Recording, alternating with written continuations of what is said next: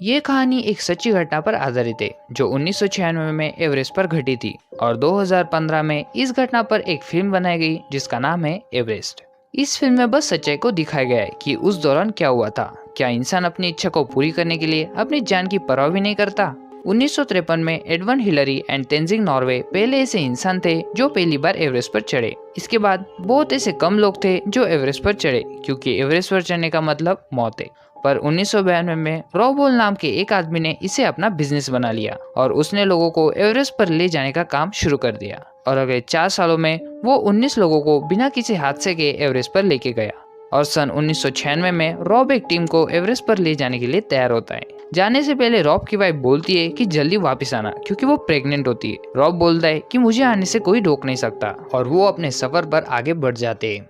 तारीख होती है 30 मार्च 1996। बहुत सारे यात्री काठमांडू से नेपाल पहुंचते। रॉब होल के कंपनी का नाम होता है एडवेंचर कंसल्टेंट्स और रॉब की टीम के साथ कई लोग होते, जिसमें बैग, डग, जॉन और कई सारे लोग होते। ये कुल मिलाकर 13 लोगों की टीम होती है और इनका पूरा सफर 40 दिनों का होता है और इन्हें 10 जून के दोपहर तक एवरेस्ट के शिखर पर पहुंचना है। अब काठमांडू से पूरी टीम हेलीकॉप्टर से 9,333 फुट ऊंचाई पर एक जगह लुकला पर पहुंचते।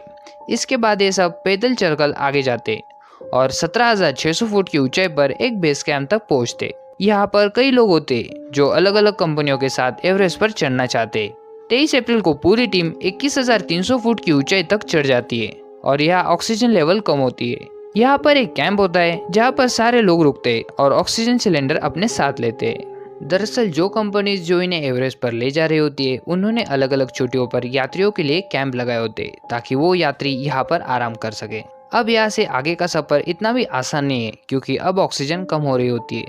पहाड़ियों की चढ़ाई बिल्कुल सीधी होती है और वो बहुत खतरनाक होती है और ये वो जगह होती है जहाँ आप बादलों के साथ होते। और यहाँ पर यात्रियों की सुविधा के लिए सभी कंपनीज ने रस्सियाँ लगाई होती है ताकि यात्री ऊपर चढ़ सके, क्योंकि बिना रस्सियों के आम आदमी एवरेस्ट पर चढ़ जाए ऐसा हो ही नहीं सकता।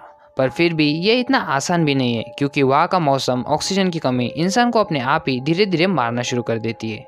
अब ये सब यहाँ से आगे बढ़ते, जहाँ पर पहाड़ चढ़ते हुए इन्हें बहुत सारी परेशानी हो रही होती है। इन्हें सांस लेने में परेशानी हो रही होती है, फिर भी ये सब आगे बढ़ते रहते और 24,000 फीट ऊपर पहाड़ पर चढ़ जाते। अब नीचे कैंप से हेलन, जो कि रॉब की टीम में होती है, रॉब को मौसम की जानकारी देती है कि मौसम तेजी से बदल रहा है। पर मौसम ने अपना रास्ता बदल लिया है, लेकिन अगर ये उत्तर की तरफ नहीं गया तो 11 तारीख को बहुत बड़ा हादसा हो सकता है।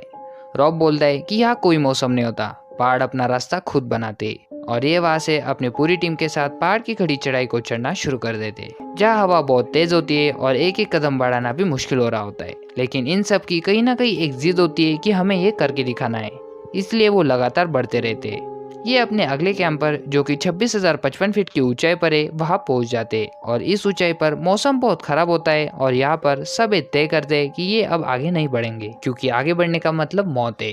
लेकिन शुक्रवार 10 मई को मौसम एकदम शांत हो जाता है, तूफान का कोई नामो निशान नहीं होता और रात को 12:30 बजे ये सब ऊपर चढ़ने का फैसला करते और यहाँ से शिखर पर पहुंचने का रास्ता 12 घंटे का है। और ये सब इस उम्मीद से आगे बढ़ना शुरू कर देते कि कुछ ही घंटों में ये अपने सपने को पूरा कर लेंगे। इसके बाद ये 27,600 किलोमीटर ऊपर पहुंच जाते।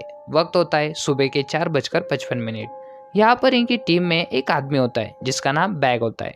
तभी उसकी आंखों में कुछ प्रॉब्लम होना शुरू हो जाती है। उसे धुंधला दिखाई दे रहा होता है, क्योंकि कुछ ही साल पहले उसकी आंखों की सर्जरी हुई थी। रॉब उसे बोलता है कि हम आगे बढ़ रहे हैं और अगर तुम ठीक महसूस करो तो आधे घंटे बाद तुम भी आगे बढ़ जाना, नहीं तो तुम्हें अपना सफर यहीं पर खत्म करना होगा। अब बचे हुए लोग जब आगे बढ़ते तो वो देखते कि वहाँ पर ऊपर रस्सियाँ नहीं होती और ये सब यहाँ पर रस्सियाँ बांधना शुरू कर देते, क्योंकि बिना रस्सियों के ये एक कदम भी आगे नहीं बढ़ सकते। और यहाँ से 3 लोग वापस लौटने का फैसला करते, क्योंकि वहाँ पर अब हवाएं बहुत तेज हो रही होती है, इसलिए बहुत ठंड होती है और उनकी ऑक्सीजन भी खत्म हो रही होती है और इसीलिए मंजिल बहुत करीब होने के बावजूद भी वो वापस लौट जाते हैं। यहाँ पर एवरेस्ट के पहाड़ियों पर बहुत सारी बर्फ की दरारें होती है, जिनकी तह भी नहीं दिखती और इन्हीं दरारों में गिरकर 19 लोगों की मौत हो चुकी है। इसीलिए बिना रस्सियों के, बिना सीढ़ी के आप एक कदम भी आगे नहीं बढ़ सकते। अब इनकी पूरी टीम जिस जगह पर होती है वो 28,740 की ऊंचाई पर है और जब लोग इतनी ऊंचाई पर पहुंच जाते तब उन्हें हाइपोथर्मिया हो जाता है।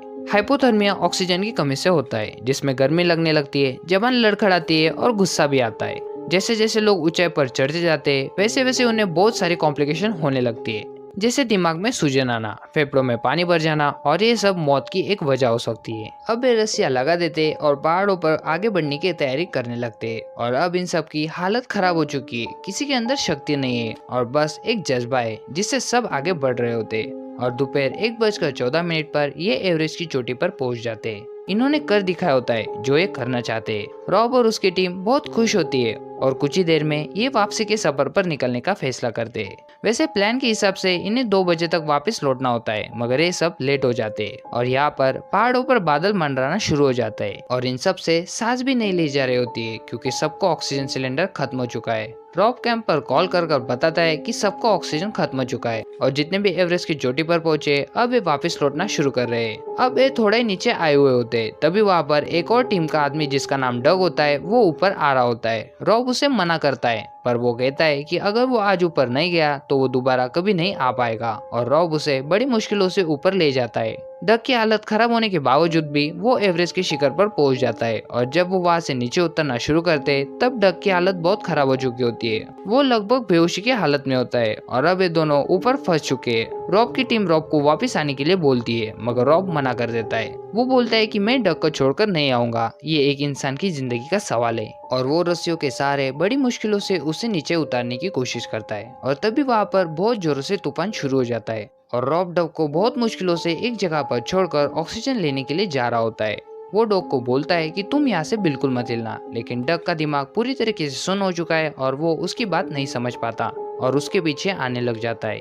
ये बात रॉब को पता नहीं चलती और डग खाई में गिर जाता है और ऑन द स्पॉट उसकी मौत हो जाती है। यहाँ पर रॉब भी बुरी तरीके से थक चुका है और वो वहाँ पर बैठ जाता है। तभी वहाँ पर उसका एक साथी आ जाता है जिसे ऑक्सीजन का एक आधा सिलेंडर मिला होता है और वो रॉब को ऑक्सीजन देता है और वो दोनों तूफान में नीचे उतरना शुरू कर देते हैं। ये सब कुल मिलाकर 13 लोग होते जो ऊपर फंसे हुए होते और तूफान शांत होने की बजाय बढ़ रहा होता है और अब रात के 3 बजे होते और नीचे कैंप से उन्हें बताया जाता है कि उनकी मदद के लिए लोगों को उनके पास भेजा जा रहा है, पर वो तभी वहां पर आ सकते जब तूफान शांत होने का नाम लेगा। और ऊपर वो लोग ऑक्सीजन, ठंड और तूफान की वजह से मर रहे होते और अब सुबह 5 बज जाते हैं और आज 12 मई होती है। रॉब के साथ जो दूसरा साथी होता है वो ठंड और तूफान से उसका दिमाग काम करना बंद हो जाता है और जब रॉब खुद बेहोशी की हालत में होता है तब उसका साथी उसकी जैकेट उतार देता है और बोलता है कि मुझे बहुत गर्मी हो रही है क्योंकि वो हाइपोथर्मिया का शिकार हो चुका होता है और वो पहाड़ी से नीचे स्लाइड कर जाता है। अब इनका कैंप से पूरी तरीके से संपर्क टूट चुका है, पर जब तूफान बंद होता है तब रॉब को कॉल आता है और वो बोलता है कि मैं हिल भी नहीं पा रहा हूँ क्योंकि उसके हाथ पैर जम चुके होते हैं। वो उन्हें बताता है कि मुझे मदद चाहिए और मेरा साथी मर चुका है। वो लोग रॉब को बोलते हैं कि तुम्हें किसी भी तरीके से नीचे आना होगा क्योंकि वहाँ पर ऊपर बहुत तेज हवाएं चल रही होती है और रॉब उन्हें बोलता है कि मैं नहीं आ पाऊंगा और इसके बाद इनका कनेक्शन टूट जाता है। नीचे से एलन बोलती है कि रॉब के वाइफ को कॉल लगाओ और उसका फोन सैटेलाइट फोन के पास रखो,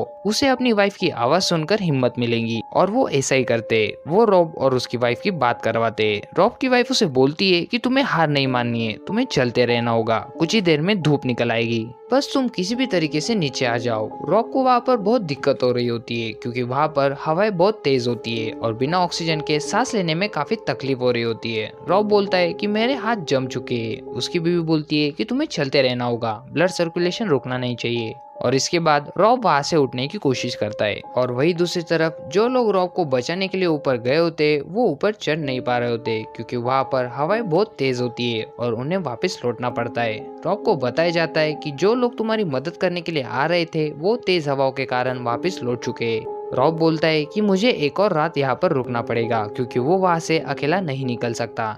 वही रॉब की वाइफ उसके लिए बहुत चिंतित होती है और वो बोलती है कि मुझे रॉब से बात करनी है और वो रॉब से बोलती है कि तुम्हें घर आना होगा, मैं तुम्हारा घर इंतजार कर रही हूँ। रॉब अपनी वाइफ को बोलता है कि मैं सारा से नहीं मिल पाऊंगा क्योंकि उसके वाइफ को लड़की होने वाली होती है और रॉब ने पहले से उसका नाम सारा रख दिया होता है। रॉब बोलता है कि मुझे माफ कर देना, मैं उसे मिल नहीं पाऊंगा क्योंकि रॉब समझ जाता है कि वो यहाँ से नहीं निकल सकता और ये उसका आखिरी वक्त है।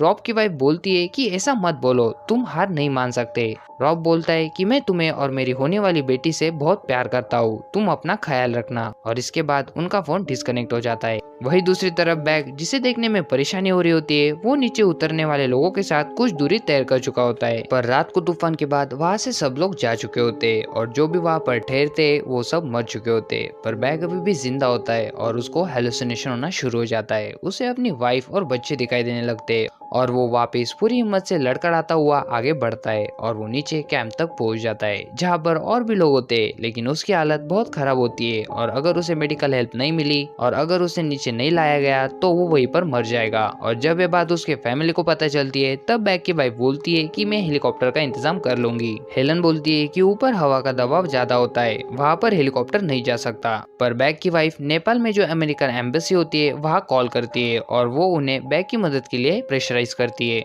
और वो बैग के लिए हेलीकॉप्टर भेजने के लिए मान जाते हैं और बड़ी मुश्किलों से वो हेलीकॉप्टर भिजवा कर बैग को बचा लेते हैं। वही दूसरी तरफ रॉब अभी भी नीचे आने में सक्षम नहीं होता और वो उन्हीं पहाड़ों में बाकी लोगों के साथ रह जाता है और उन सब की मृत्यु हो जाती है।